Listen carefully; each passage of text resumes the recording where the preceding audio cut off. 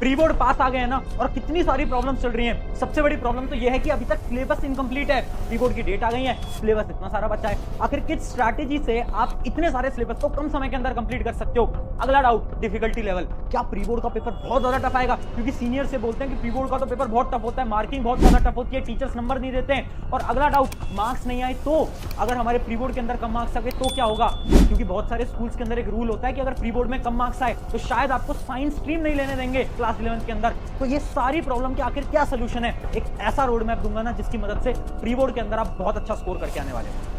तो hi everyone, मेरा नाम है Prashant, mentor of thousands of students. आज बात कर रहे हैं प्री बोर्ड की एक ऐसी स्ट्रैटेजी जिसकी मदद से तुम बहुत अच्छे मार्क्स लेकर आने वाले हो। मुझे पता है यार, सारी प्रॉब्लम अभी तक सिलेबस नहीं हुआ है ना, उसके अलावा डर अलग लग रहा है, इतना सारा समय खराब कर दिया है। देखो रियलिटी ये है ना कि तुमने जब इस साल शुरू हुआ था अप्रैल के अंदर, सपने देखे थे, सोचा था बहुत जल्दी सिलेबस खत्म करेंगे, बहुत मेहनत से पढ़ाई करेंगे, बट कहीं ना कहीं तुमसे चूक हो गई। इस चीज को मानो कि ठीक है मुझसे गलती हुई है, मेरी मिस्टेक है, बट अब से मुझे ही इस मिस्टेक को सुधारना है। कैसे सुधारोगे? मेहनत ज्यादा लगानी पड़ेगी और सही स्ट्रैटेजी को फॉलो करना पड़ेगा। ठीक है, तो 5 स्टेप की एक ऐसी स्ट्रैटेजी लेकर आया हूं ना तुम्हारे लिए, जो कि एक सीक्रेट स्ट्रैटेजी है प्री बोर्ड में अच्छे मार्क्स लाने के लिए। पहली टिप बताता हूं अपनी एक सिंपल सी कहानी के साथ। देखो मैं भी तुम्हारी तरह था और मुझे भी प्री बोर्ड का याद है। मेरा जो सिलेबस था ना प्री बोर्ड से पहले, वो केवल 50% हुआ था और प्री बोर्ड के लिए बचे थे केवल और केवल 15 दिन। मुझे अभी कमेंट में भी बताना तुम्हारे प्री बोर्ड कब है, डेट लिख देना अपने प्री बोर्ड की फटाफट से कमेंट के अंदर, ताकि मुझे पता चल पाए तुम्हारे प्री बोर्ड में कितने दिन है। ज्यादा से ज्यादा 15 दिन, 20 दिन, 1 महीना, 1.5 महीना या फिर 5-6 दिन, इतना ही होगा, इससे ज्यादा तो नहीं होगा, है ना। तो मेरा भी ऐसा ही हाल था और मेरे सिर्फ 50% सिलेबस हुआ था। अब मैंने क्या गलती करी ना, मैंने उन कम दिनों के अंदर ज्यादा सिलेबस कवर करने की कोशिश करी। मैंने क्या करा, कुछ ही दिनों के अंदर ये 50% सिलेबस 90% तक कर दिया। कैसे करा? मैंने ना वीडियोस देखी, शॉर्ट वीडियोस देखी, है ना। मैंने क्वेश्चन प्रैक्टिस नहीं करी, मैंने सिर्फ शॉर्ट वीडियो देखी और मुझे ऐसा लगा कि शॉर्ट वीडियो देखने से तो सिलेबस खत्म हो जाता है, क्वेश्चन प्रैक्टिस तो कौन ही करता है। मैंने ये करा। अब इससे पता क्या हुआ? इससे ही हुआ, जब मेरा प्री बोर्ड का रिजल्ट आया ना तो मेरी 60% भी नहीं आई ओवरऑल। जबकि मेरा एक दोस्त था, उसने क्या करा, उसकी भी यही हालत थी, 50% उसका सिलेबस था, बट उसने क्या करा, उसने अपने सिलेबस को केवल 60 से 70% तक कंप्लीट करा। और उसने जो पढ़ा ना, उसने डीपली पढ़ा। डीपली का मतलब क्या है? लेक्चर देखे, वन शॉट वीडियोस देखी, उसके बाद क्वेश्चन प्रैक्टिस करी। अगर ये दोनों काम आप नहीं कर रहे हो ना, चाहे आप 90% सिलेबस कर लो, प्री बोर्ड के अंदर नंबर नहीं आएंगे। और यही है आज का पहला पॉइंट। क्या?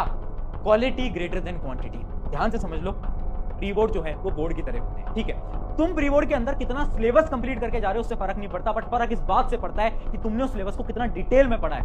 अगर तुम्हारे पास ये श्योरिटी है ना कि कोई भी क्वेश्चन आएगा वो मैं कर लूंगा, चाहे तुमने सिर्फ 50% सिलेबस करा है, फर्क नहीं पड़ता, बट उस 50% सिलेबस को ऐसे करके जाओ कि अगर तुम्हारा बोर्ड एग्जाम भी है ना तो भी तुम उस 50% सिलेबस में से सारे आंसर सही करके जाओ, है ना। तो ये कॉन्फिडेंस रखना है अपने अंदर। सिलेबस पे फोकस मत करो। फिर बोल रहा हूं, गलती करोगे तुम, प्री बोर्ड आती ना घबराहट हो जाती है और हमें ऐसा लगता है कि जल्दी से सिलेबस खत्म करें। सिलेबस पे ज्यादा फोकस मत करो, जो पढ़ रहे हो उसको डीपली पढ़ो, यानी वीडियोस देखो, लेक्चर्स देखो, उसके साथ साथ क्वेश्चन प्रैक्टिस करो, है ना। सिर्फ ऐसा नहीं कि सिर्फ एक वीडियो देख ली बात खत्म, नहीं, साथ साथ में नोट्स बनाओ, साथ साथ में क्वेश्चन प्रैक्टिस करो। ये था आपका पहला पॉइंट। बट भैया सवाल ये उठता है पढ़ना कैसे है, ये बताओ। तो देखो बेसिकली 2 टाइप के स्टूडेंट होंगे। एक ऐसे टाइप के स्टूडेंट होंगे जिनका अराउंड 60% सिलेबस या फिर उससे कम है, और कुछ स्टूडेंट होंगे जिनका 60 से 90% सिलेबस या फिर 100% सिलेबस कंप्लीटेड है। पहली चीज, अगर आप इस कैटेगरी के अंदर आ रहे हो ना, अगर आपका 60 या फिर उससे कम % सिलेबस कंप्लीटेड है, don't focus on completing syllabus, मत करना फोकस। ठीक है, अगर तुम 70-80% सिलेबस भी कर लोगे ना, 60% भी कर लोगे, उतना भी बहुत है, उसमें भी अच्छे नंबर आ जाते हैं। तो ज्यादा सिलेबस पे फोकस मत करो,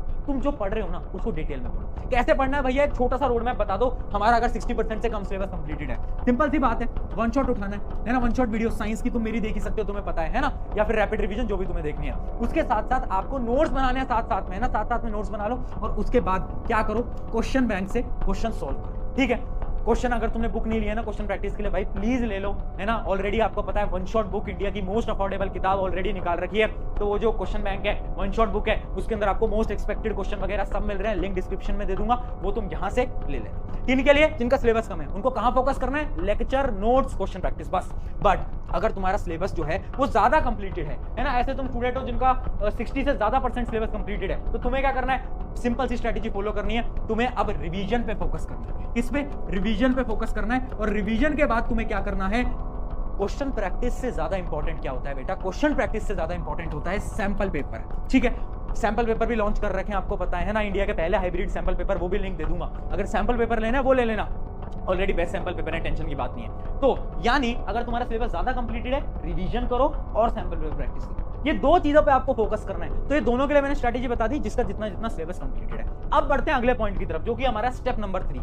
स्टेप नंबर 3 क्या है? Exam will be tough. देखो एक बात समझ लो, ये प्री बोर्ड है दोस्त, ये आसान नहीं आता है ना। मुझे पता है जब पेपर तुम्हारे हाथ में आएगा ना, तुम डरोगे, तुम्हें लगेगा कि यार अभी तक जो पढ़ा है ये कैसा पेपर आ गया, घबराहट होगी। बट पहले ही वार्न कर देता हूं, चेतावनी दे देता हूं, पेपर टफ आएगा, साथ साथ में चेकिंग भी टफ होगी। टीचर क्या करते हैं ना स्कूल्स के अंदर, प्री बोर्ड के अंदर टफ चेकिंग करते हैं ताकि तुम डर जाओ, और डरने के बाद तुम मेहनत से पढ़ाई करो, इसलिए वो करते हैं। बट उतना भी मत डर जाना कि तुम्हें लगे कि तुमने तो आज तक कुछ पढ़ा ही नहीं है। पेपर टफ है, टेंशन की बात नहीं है, थोड़े बहुत नंबर कमाएंगे बट इस नंबर से कोई फर्क नहीं पड़ता। मेरे प्री बोर्ड में कितने आए थे आज मुझसे कोई पूछता है? नहीं पूछता। पूछते हैं बोर्ड की परसेंटेज, जो आपके फाइनल एग्जाम के नंबर है वो पूछे जाते हैं। प्री बोर्ड से कोई मतलब नहीं होता, याद रखना इस बात को। और याद रखना प्री बोर्ड को फिर भी आप थोड़ा बहुत सीरियसली देना, जो आपको अभी स्ट्रैटेजी बताई ना उसको फॉलो करना, बट घबराना नहीं है, डरना नहीं है। अब बढ़ते हैं हमारे अगले पॉइंट की तरफ, जो कि है टाइम मैनेजमेंट। देखो बहुत सारे ऐसे बच्चे हैं जिनके में मेल मेरे पास आते हैं, वो बोलते हैं भैया हमारी प्रिपरेशन तो कुछ भी नहीं है, क्या हम हमारे प्री बोर्ड को स्किप कर दें? मत करना, गलती से भी मत करना। क्यों?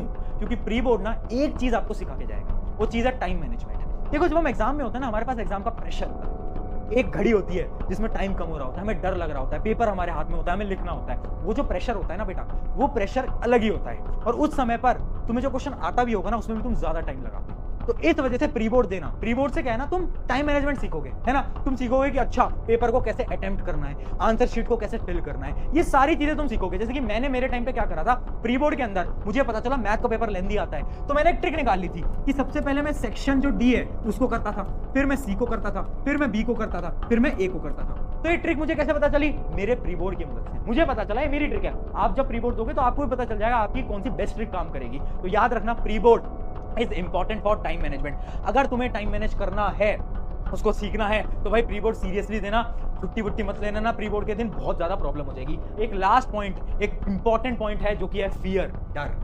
देखो दोस्त एक सिंपल सी बात है, डर लग रहा है, घबराहट हो रही है, समय खराब हो गया है, कुछ नहीं हो पाया है, मैं सब समझ रहा हूं तुम्हारी बात, बट तुम्हें क्या लग रहा है तुम कर लोगे? अंदर से एक आवाज आ रही है, लग रहा है ना कि यार हाँ अब भी कर सकते हैं हम। वो आवाज है ना, उस आवाज की बात सुनो, क्योंकि तुम्हें अंदर से पता है तुम कर लोगे, बट जरूरत है अगले जितना भी समय बचा है उसमें घिस के मेहनत करने की, एफर्ट्स लगाने की, थोड़ा कम डिस्ट्रैक्टेड होने की, मोबाइल फोन कम चलाने की। अगर तुमने कर लिया ना, सच बता रहा हूँ मजा आ जाएगा, बहुत अच्छे मार्क्स आएंगे, है ना। और प्री बोर्ड का रिजल्ट जब आंसर आपके हाथ में आएगा ना, तो उस रिजल्ट को देख के डिमोटिवेट मत होना, क्योंकि तुम्हें बोर्ड के अंदर 95 से ज्यादा स्कोर करना है, मतलब करना है, इस बात को याद रखना। तो कुछ 5 पॉइंट थे, आई होप इनकी मदद से आप अपने प्री बोर्ड को अच्छे देकर आओगे। और अपनी प्री बोर्ड की डेट्स जरूर कमेंट करना, कमेंट के अंदर मुझे जरूर बताना। शुक्रिया एवरीवन, मेरा नाम है प्रशांत, मिलते हैं किसी नेक्स्ट वीडियो के अंदर।